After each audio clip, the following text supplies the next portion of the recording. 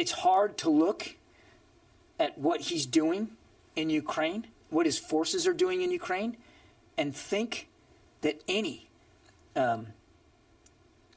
ethical, moral individual could justify that. It's difficult to look at the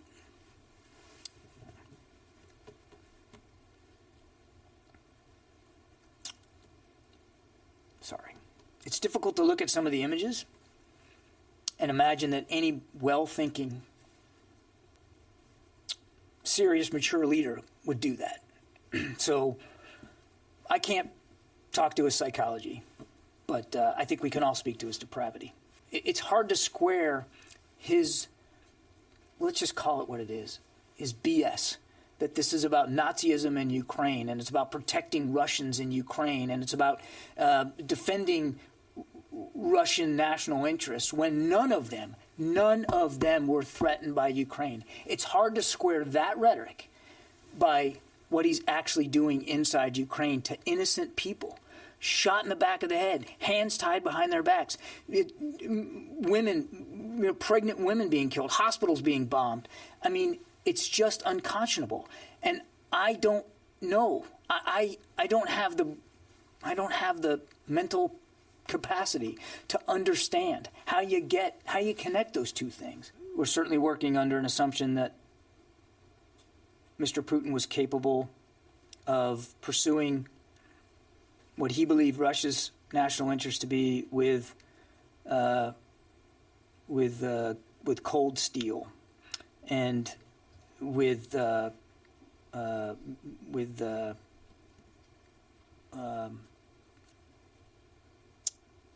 brutal determination. I think we all understood that.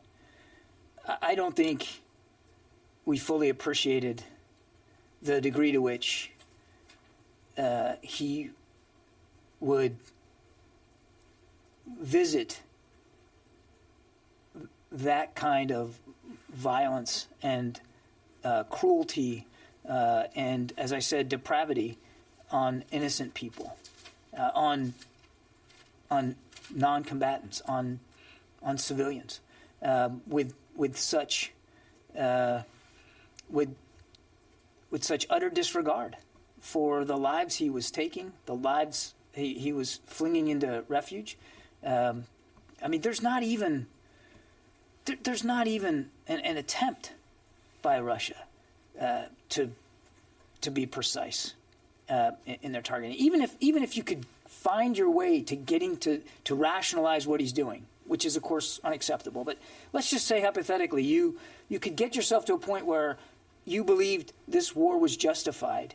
You can't look at the way he's prosecuting it, and his forces are prosecuting it, and come to a conclusion that he's doing it in a justified manner. It's